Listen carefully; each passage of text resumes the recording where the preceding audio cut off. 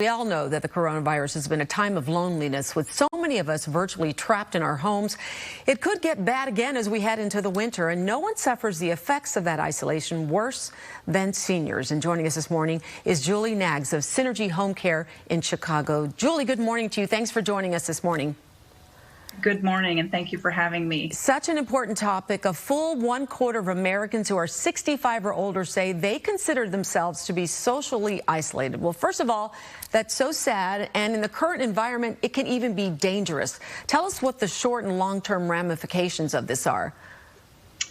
Well, realistically, people lonely can have conditions that can develop, like heart issues or even issues with dementia. So being alone and not being connected is a very, very serious concern. And we want to point out as many ways as we can to connect with people you care about, including even friends, neighbors, church members, anyone who's in your circle who is a senior who you feel may be showing signs of either isolation or loneliness. Okay, where do we begin? Because there are people at home who have seniors that they've been trying to stay away from, family members, for obvious reasons. And then there are those who maybe their families don't live within the state. So where do you begin to try to help them? Absolutely. Realistically, at this point, a lot of our communication or contact has to come virtually, so we're all aware of that. So, for example, having a caregiver in a loved one's home, that caregiver can perhaps help to facilitate a FaceTime phone call or even a regular phone call. So hearing someone's voice on the other end of the phone line can be really pivotal, can change someone's day or week. So those are really easy interactions.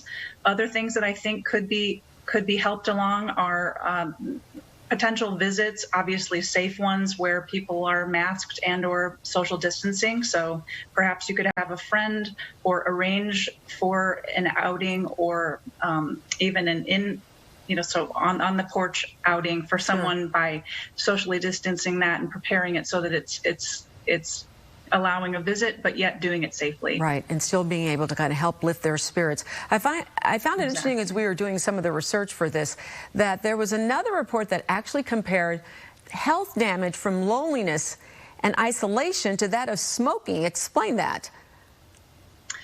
Yes, I mean, the effects can be really long-lasting and very pronounced, and people may be surprised to find that health can deteriorate very quickly when connectedness is not part of someone's life. So any and all of those conditions, brain conditions like dementia, heart conditions, and just absolute decrease in abilities because people are not connected. So this is a very, very serious concern. Absolutely. Julie Nags of SYNERGY HomeCare of Chicago. If people want more information, maybe they can reach out to you for some help. Where should they go?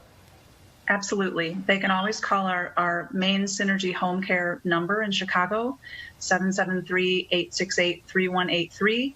There's a lot of information online as well. In fact, the SYNERGY National website is really wonderful with a lot of resources on it, as is ours, but lots of resources online for fighting loneliness and isolation. And any and all questions are welcome. We're happy to talk with families to see if maybe having a caregiver would be helpful to their loved one, or just to talk through scenarios and throw out ideas. Right. Ask the right questions of people who may be experiencing this. This is a place to start. Very important. And I know a lot of people could use your help. Such an important topic. Thank you so much for joining me this morning. I appreciate your time. Thank you so much for having me. I appreciate it.